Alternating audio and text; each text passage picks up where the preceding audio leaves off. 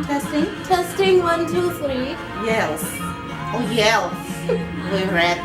Make sure I can do my thing. Hi guys. Wingspan. Okay. Here's Jazz my hands. Okay. Hi guys. This is Paris Parker.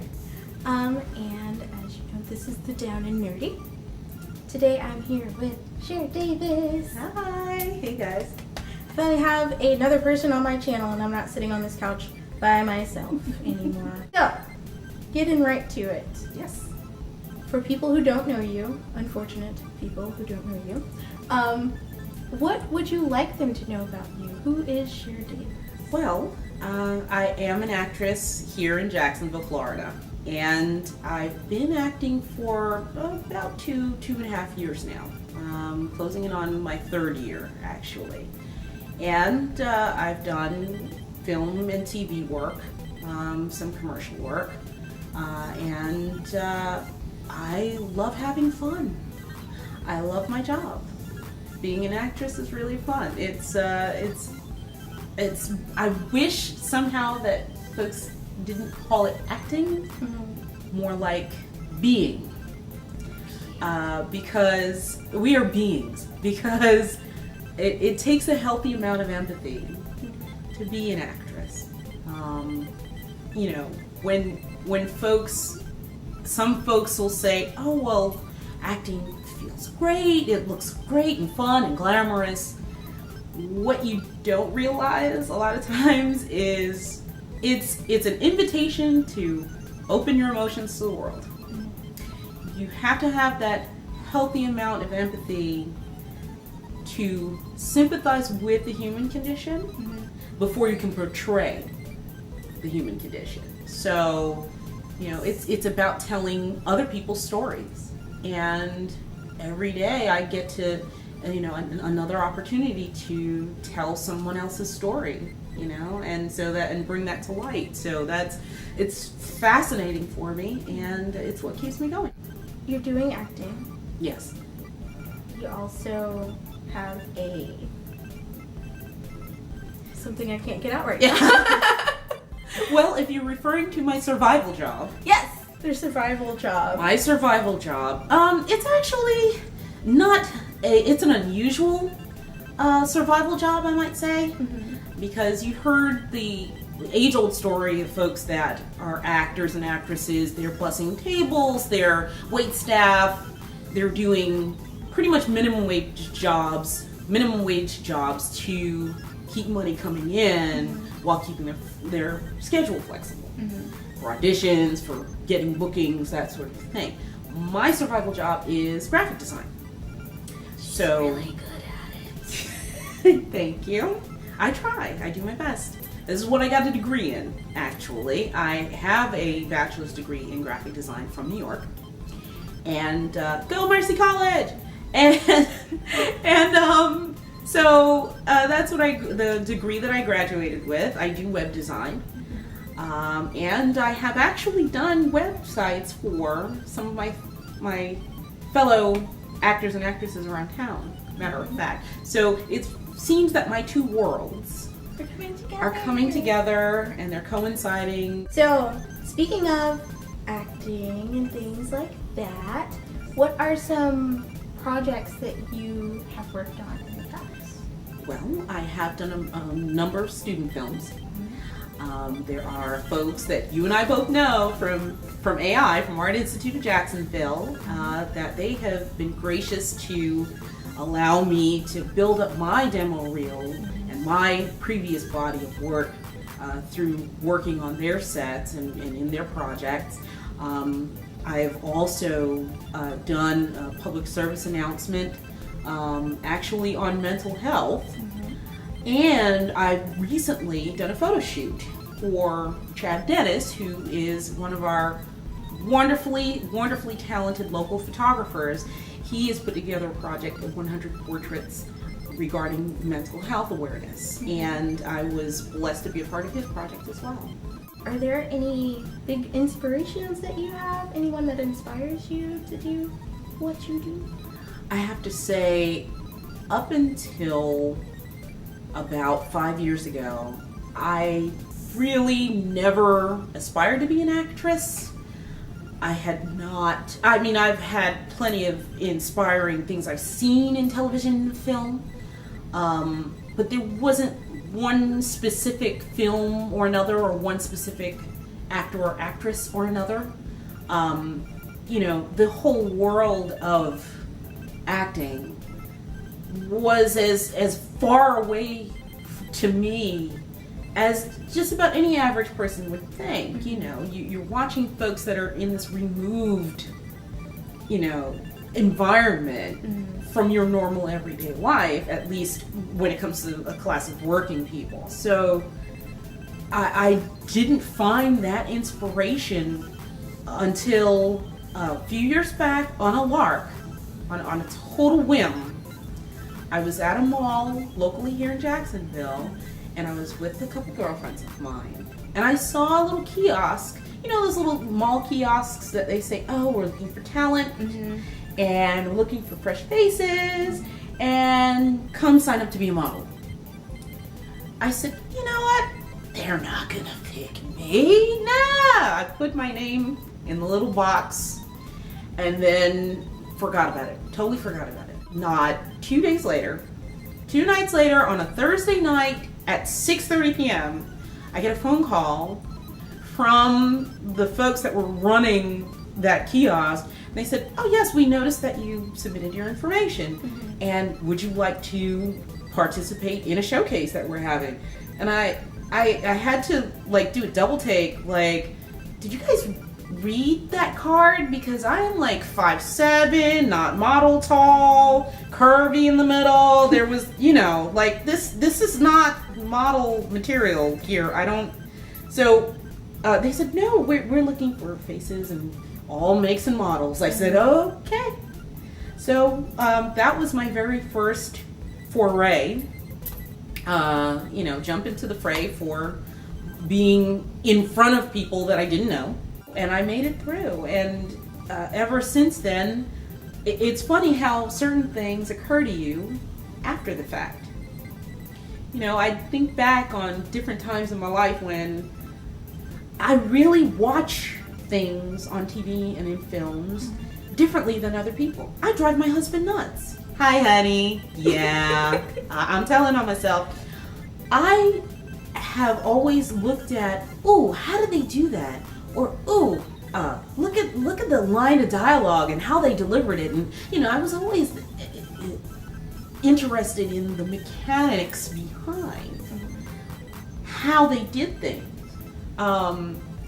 So I guess that should have been here's your sign back then, but it didn't occur to me how I was analyzing things and how I was looking at things until after I actually went into the acting world. So, it's about that whole way of storytelling, and how that has evolved for me. So have you headed off any projects, any production type stuff? Well, I have. Right now I have a business partner of mine. Hi, Mai! And we are heading up a production company right here in town known as My Productions. And we have 2 web series, one known as The Rose Order, which is directed by, which is directed by our lovely Tamika Lee, very prolific director, up-and-coming director. And we also have Kingdom of Karza, which is more of a sci-fi, steampunk flavor to it, and that is directed by my business partner, Mindwing. I was blessed to be cast as major roles in both of those. Actually, that is a good segue to First Present. Is based on our show Karza that we currently have. As a matter of fact, we have paused production for now. We are in the process of fundraising so that we can go ahead and create the rest of season 1. We have it all written out, ready to go. And ta-da! Yay! Official Karza pin. And that is for you. You are an official citizen of Karza now. See if I can put my pin on. Yeah. I'm probably going to be sitting over here fumbling with it for a little bit. So, with that said, I present you with gift number 2. Drum roll! There we go! Sweet! Official. Kingdom awaits you. Yes. Kingdom of Karza. Official Kingdom of Karza poster. And it's signed. Signed, designed by yours truly. So this can go in my background. You guys will be seeing quite a bit more. Yay! Yay!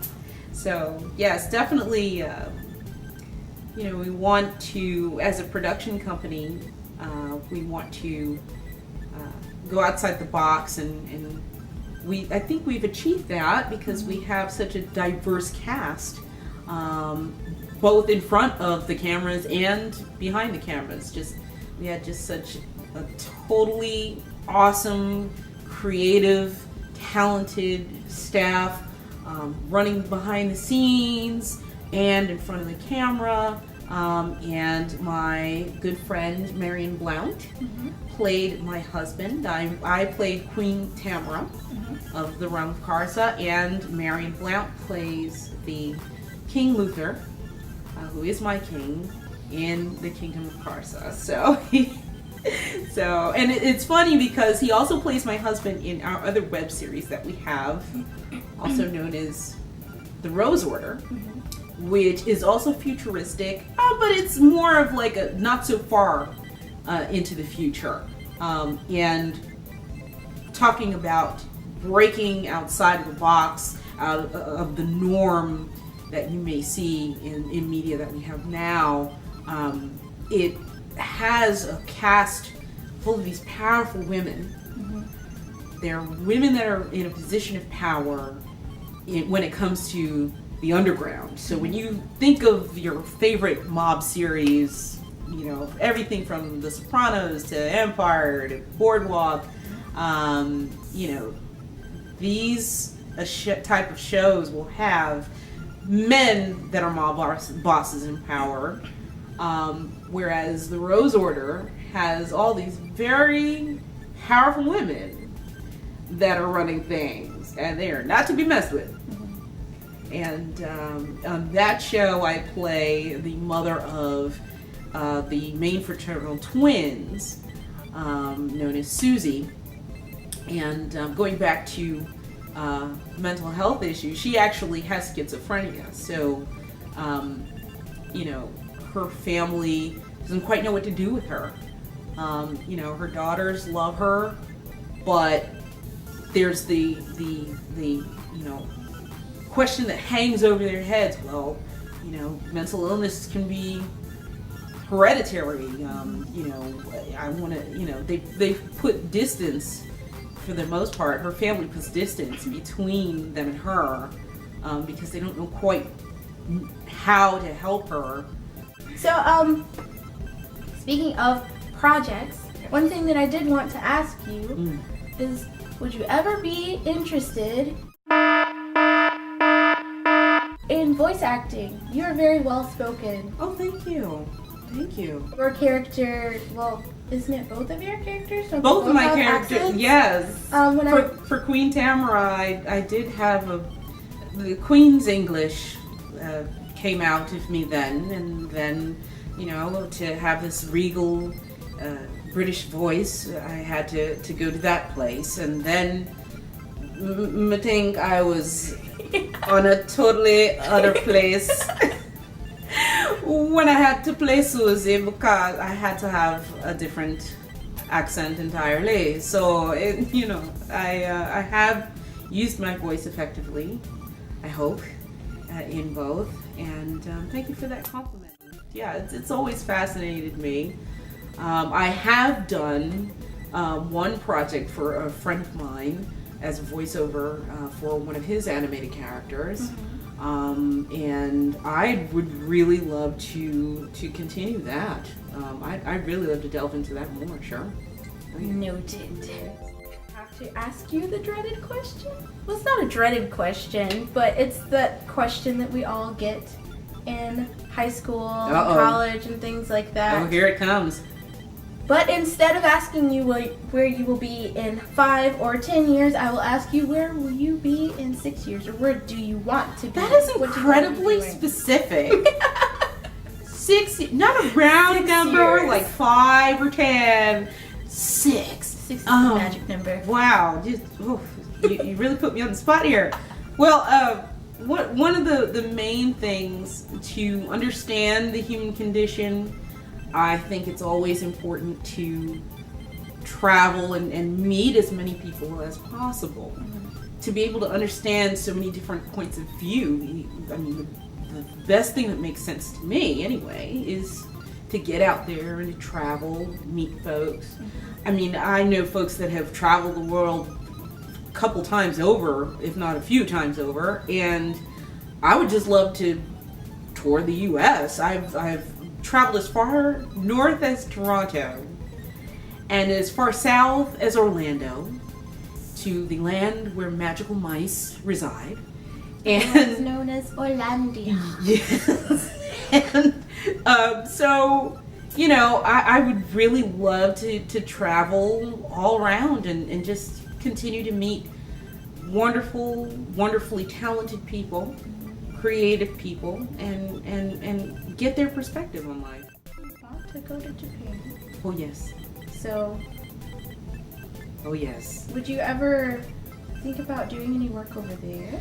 I would love to. I mean, that would be my ultimate amazeballs gig if I got to do a voiceover, American voiceover for a Japanese anime. I would love that. That would be just awesome.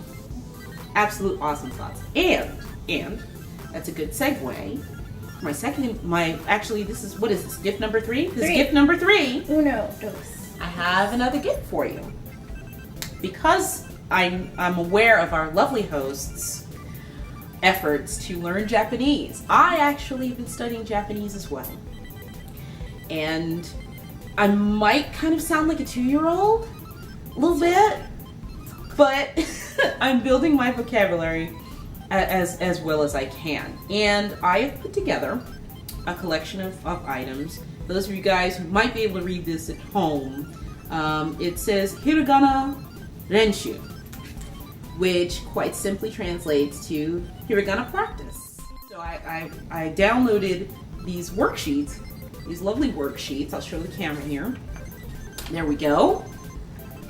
So that Paris is able to study and write and practice her Japanese characters. Wow. Well, I would say, what has carried me through is not letting anyone dictate to you what you can and cannot do. Even ourselves, because if folks can understand out there, sometimes we become our own worst enemy when it comes to pursuing creative things, especially. And, once you have it in you, don't let anyone take that away from you. I would say, continue to pursue your dreams, continue to pursue the things that you love to do, and they'll become second nature to you. And also, do your best to stay humble, because especially in the entertainment industry, your luck can turn on a dime. The nature of the business is supply and demand. So if there's a demand for your look or for your particular talents, then that's when you'll get calls coming in. But, sometimes you'll book a job once and then maybe you won't get another gig for several years. It's happened. It's just the nature of the business. So, but in that interim, definitely do everything you can to stay creative. I find that doing other things like writing and drawing, painting, that sort of thing, keeps my creative juices going. And of course, my graphic design work as well, you know, also rounds out my creativity. Staying in the creative mindset definitely helps. So basically, stay positive, stick with it, and stay humble. Works for me. Boom. Works for me. Okay, so now it's time for us to go. It's time for us to close. I really enjoyed being here. Oh, Oh, it was good to be here, honey. Yay! hopefully this is not the last time that you guys will see Cher on my channel. And this will not be the last time that you see her on camera. So I'll put her links down in the bottom bar, and you can go and check her out on all of her adventures and endeavors from here on out. See you guys next video. Bye. Bye.